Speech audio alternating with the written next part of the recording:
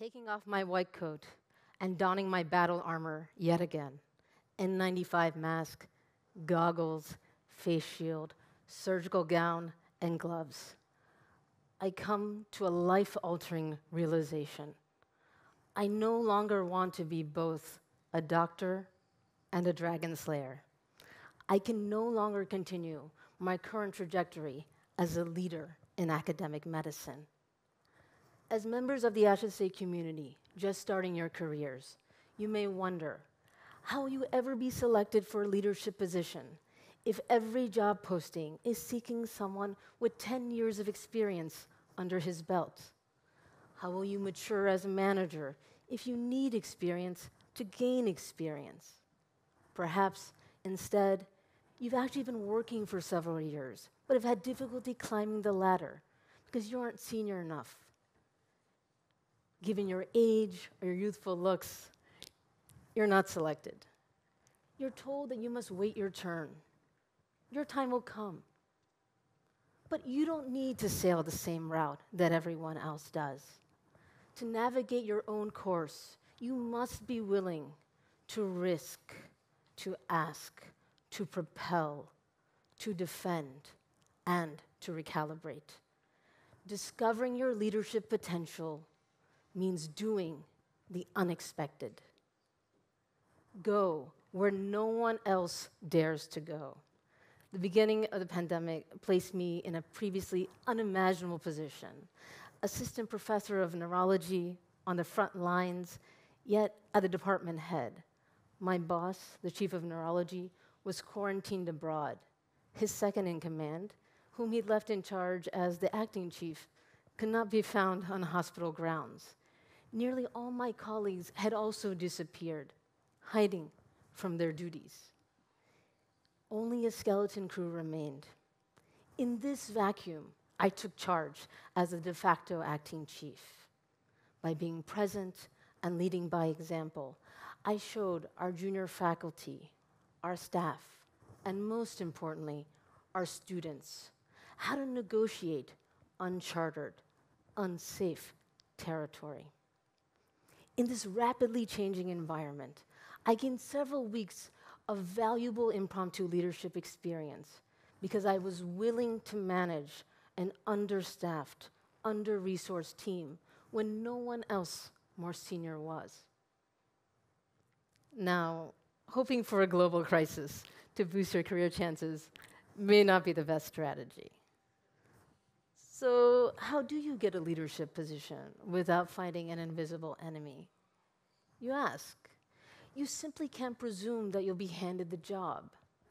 But asking seems uncomfortable, difficult, icky. Women, for instance, are notoriously bad at self-promotion. As reported in the Harvard Business Review, Professor Linda Babcock and colleagues found in three studies that women don't ask for what they want, and even more importantly, what they merit. Compared to men, women are less likely to negotiate for their own interests, often believing that they'll simply be recognized and rewarded for their achievements and work ethic, without asking for more. I was that typical woman. Months into the pandemic, rumors were circulating that my 85-year-old boss was contemplating retirement. Since he now entrusted me to cover for him whenever he took time off, I was hoping that he would recommend me to be the interim chief when the time came. I discussed this situation with a trusted male colleague who was our department's longtime physician assistant and thus not eligible for the promotion. A minority himself, an immigrant from Eritrea, he urged me to speak to our boss candidly. He was afraid that our boss's unconscious bias would lead to his choosing a replica of himself. After all, as you can see, I don't look like the traditional candidate who climbs a hierarchy in academic medicine. After a solid month of ruminating on my friend's advice, I finally decided to speak to my boss. Sitting in his office, I explained that in reassessing my life after several traumatic injuries in 2017, I had concluded that a career in administration was the best direction to take. I explicitly asked him to nominate me to be the acting chief in the interim between his retirement and the permanent chief's appointment. It worked. 4 months later, my boss convinced the head of the hospital to offer me the position. But getting the position is just the start. As a leader, you must implement change to propel your team forward, even when you're attacked, even when those who attack you are your own team members.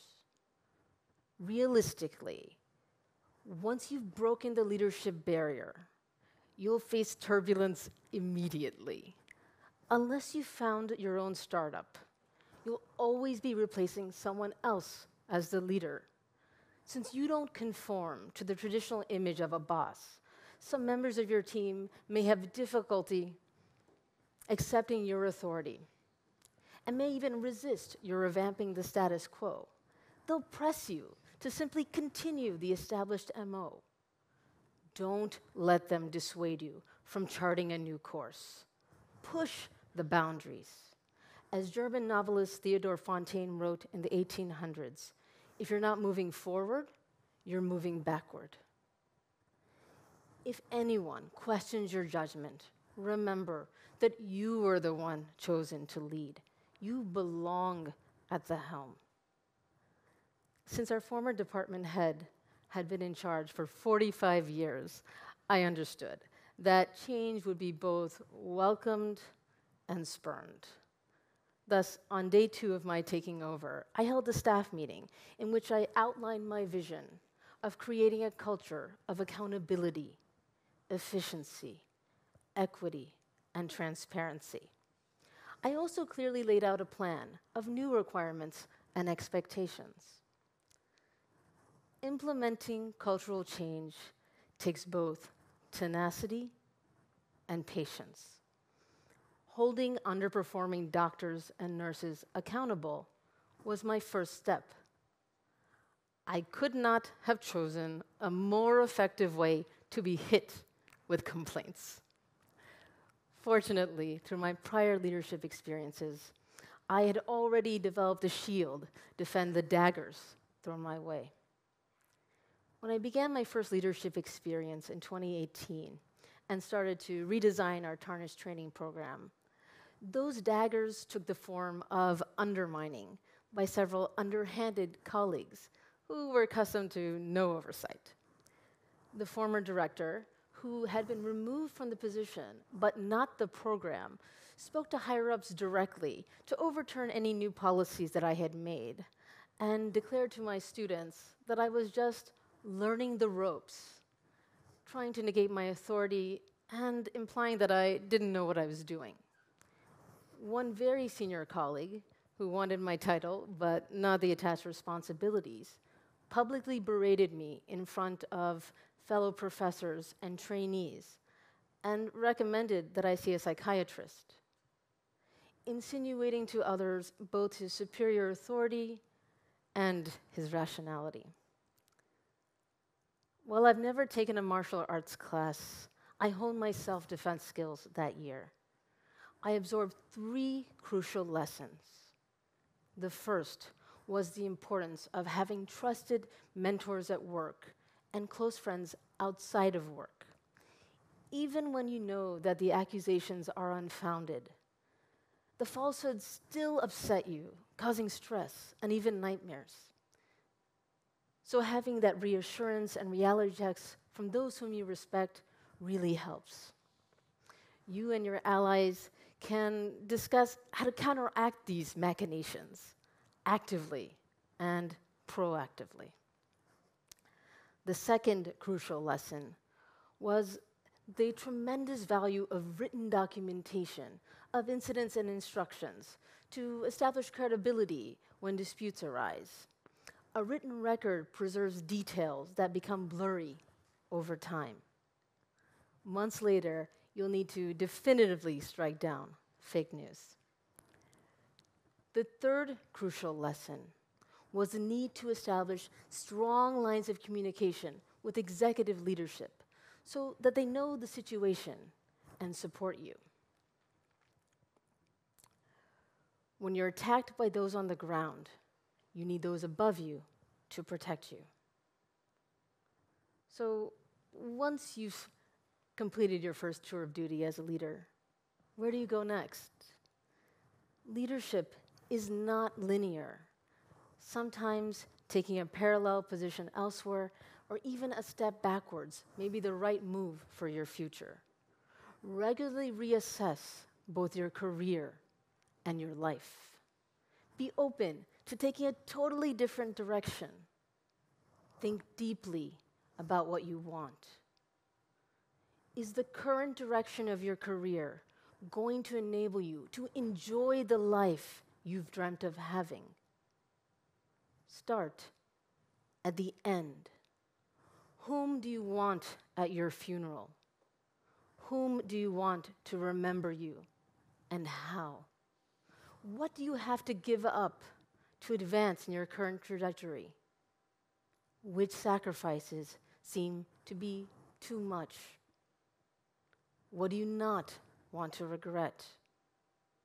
When do you get to stop waiting for your real life to begin? Reflecting on my own role as captain and cartographer during COVID led me to life-altering conclusions. Given the expectation in top-tier US medical schools that the head of neurology must be a renowned researcher and that a dean must have more gray hairs than not, I had hit a ceiling, one that I would need at least a decade to break. Many people assumed that I would simply continue fighting these fires until I could further climb the ladder. But the grueling months of the pandemic had left me burned out. What I found most meaningful had changed. I wanted to be a thought leader with global impact.